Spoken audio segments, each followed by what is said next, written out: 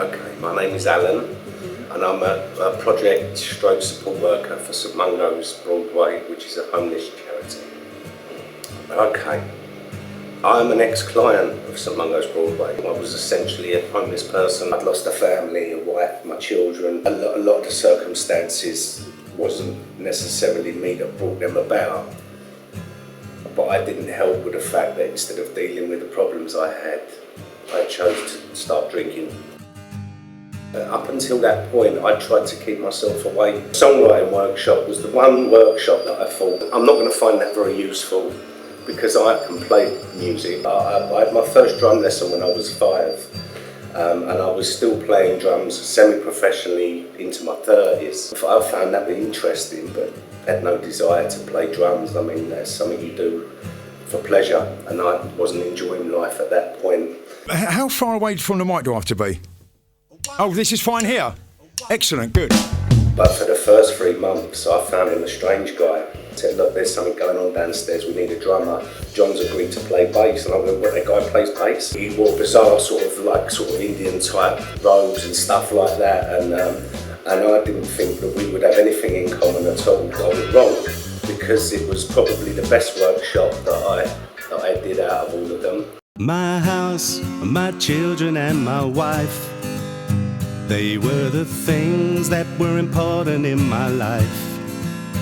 I look around. The song that I did had a way of, once I've got that first line, the rest followed.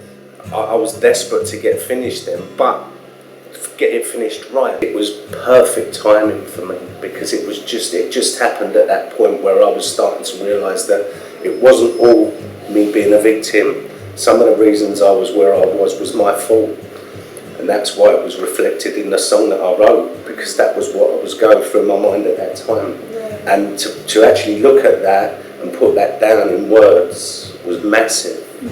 I feel the tears are welling in my eyes, and all because of all my silly lies, my silly lies. Do you remember how you felt the next day, like when you had polished that? I felt absolutely drained. I felt absolutely drained, but I also felt quite proud that I'd been able to do it. You know, I made mistakes, and it wasn't till I realised that I was able to live with myself again.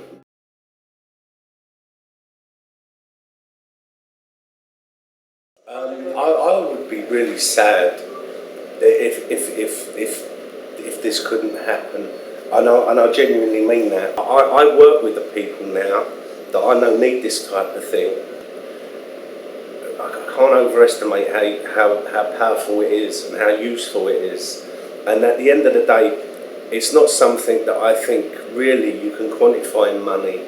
You're talking about people's lives, and if you're gonna save one life, like they did for me, obviously not just because we wrote a song, but it was definitely a defining moment at our lowest point.